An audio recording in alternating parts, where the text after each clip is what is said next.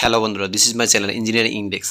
আজকে আমি সার্কিট কীভাবে খুলবেন একটি ভিডিও আপনাদের সামনে উত্থাপন করব। ভিডিওটা শুরু করার আগে একটু কথা বলে নেই। এটি একটি ইন্টারনাল সার্কিট। কীভাবে বুঝবেন ইন্টারনাল সার্কিট? এই সার্কিটের মাথাগুলো হচ্ছে ভিতর দিকে এবং আরেকটি সার্কিট দেখুন, এটার মাথা হচ্ছে আউটসাইডের দিকে। এটি হচ্ছে এক্সটার্নাল সার্কিট। সো সার্কিটটা কীভাবে খুলবেন এবং কীভাবে আবার লাগাবেন এটার ভিডিও আমি একটু পরে দেখাচ্ছি। তার আগে আমি বলে নিই, এই সার্কিট খোলার জন্য কিন্তু আপনাদের একটি প্লায়ার্সের প্রয়োজন। সার্কিট প্লায়ার্স বলে। এই সার্কিটের প্লায়ার্সটা দিয়ে কিন্তু আপনাকে সার্কিটের দুইটা যে হোল আছে, হোলের চাপ দিয়ে কিন্তু আপনাকে খুলতে হবে। চলুন তাহলে ভিডিওটা শুরু করি। ভিডিওটার প্রথমে দেখুন, আমি কিন্তু সার্কিটের প্লায়ার্স দিয়ে সার্কিটটা চাপ দিয়ে ধরলাম এবং কি এই যে অলরেডি বের হয়ে চলে আসছে। এটি একটি কিন্তু এক্সটার্নাল সার্কিট আমি খুললাম। এখন আমি ইন্টারনাল খুললাম। এখন আমি কিন্তু এই যে দেখুন এক্সটার্নাল একটা সার্কিট খোলার চেষ্টা করতেছি। অবশ্যই সার্কিট খোলার সময় কিন্তু উপরে হাত দিয়ে নেবেন, কারণ সার্কিট যখন খুলে তখন কিন্তু ওপেন হওয়ার পরেও কিন্তু একটা জাম্প করে, বের হয়ে যায়, অন্যদিকে বের হয়ে চলে যেতে চেষ্টা করে। এবং আপনি কিন্তু ফ্লায়ার্স দিয়ে চেষ্টা করলেই যে একদম খুলে যাবে তা কিন্তু নয়। আপনাকে কিন্তু আনুষঙ্গিক কিছু স্ক্রুড্রাইভার বা আনুষঙ্গিক কোনো ফ্ল্যাট জাতীয় কোনো ইকুইপমেন্ট দিয়ে, টুলস দিয়ে কিন্তু আপনাকে চেষ্টা করে আস্তে আস্তে খুলতে হবে।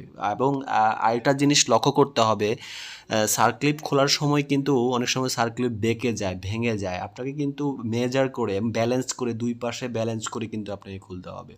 প্রথমে চেষ্টা করতে হবে যে ফ্লায়ার্সের দুইটা মাথা আছে, দুইটা মাথা যেন সার্কিট, যদি সেটা এক্সটার্নাল হয় এক্সটার্নাল, যদি ইন্টারনাল হয় ইন্টারনাল, সেটার দুইটা মাথা আছে এবং মাথাগুলোর মধ্যে হোল আছে, হোল বরাবর বসিয়ে নিতে হবে। ঠিক এইভাবে দেখুন, এভাবে কিন্তু হোল বরাবর বসিয়ে নিতে হবে এবং বসিয়ে নেওয়ার পরে কিন্তু আপনাকে এটাকে ফ্রেশ করতে হবে। আপনি যখন ফ্লায়ার্সে ফ্রেশ করবেন তখন ওটা ওই সার্কিট ফ্লায়ার্সের মাথা কিন্তু দুই দিকে ওপেন হয়ে যাবে, মানে এলাবোরেট হয়ে যাবে। ঠিক আছে, আপনি যখন এলাবোরেট হয়ে যাবে তখন কিন্তু আস্তে ওটা সার্কিটগুলো কিন্তু ভিতর থেকে বের হয়ে আসার জন্য আসবে, বের হয়ে চলে আসবে। এবং যদি বের হয়ে না আসে তাহলে আপনি একটু ফ্ল্যাট জাতীয় কোনো কিছু নেবেন এবং নিয়ে কিন্তু একটি মাথার একটি অংশতে যখন একটু উপরে উঠাবেন তখন নর্মালি কিন্তু এমনি দিয়ে বের হয়ে আসবে। দেখুন, আপনারা কিন্তু ভিডিও দেখলে বুঝতে পারবেন আমি কীভাবে অলরেডি খুলতেছি সার্কিটটা। এটি একটি ফিনিয়াম টাইপ বেয়ারিং। এই বেয়ারিংয়ের কিন্তু দুটা সার্কিট লাগানো, একটি হচ্ছে এক্সটার্নাল, একটি হচ্ছে ইন্টারনাল। শ্যাফট এবং উপরের যেই ক্যাপটা ধরে রাখার জন্য হচ্ছে আপনার এক্সটার্নাল, এবং মেইন বেয়ারিং সহ ধরে রাখার জন্য হচ্ছে ফিনিয়াম টাইপ বেয়ারিংটা ধরে রাখার জন্য হচ্ছে ইন্টারনাল। সো অলরেডি খোলার জন্য চেষ্টা করতেছি আমরা কয়েকজন, বাট এছাড়াও আরও কিছু ভিডিও আমার এই চ্যানেলে আছে মেকানিক্যাল টাইপ, যে ভিডিওগুলো দেখে আপনারা উপকৃত হতে পারেন। আপনারা ইচ্ছা করলে আমার যে চ্যানেলটি সাবস্ক্রাইব করে ওই ভিডিওগুলো দেখতে পারেন।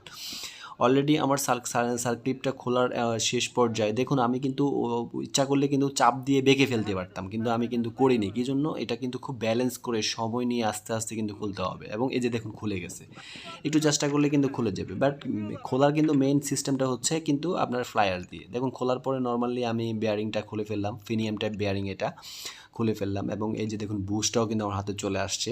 ঠিক আছে, এবং ওই যে শ্যাপটা আছে, শ্যাপটার কোনো সমস্যা হয়েছে কিনা সেটা দেখছি। এবং এই যে দেখুন বেয়ারিংটা, এবং সাথে কিন্তু সার্কিটগুলোও কিন্তু ডান পাশে আছে। তো থ্যাংক ইউ সবাইকে আমার সাথে থাকার জন্য, আমার ভিডিওটা দেখার জন্য।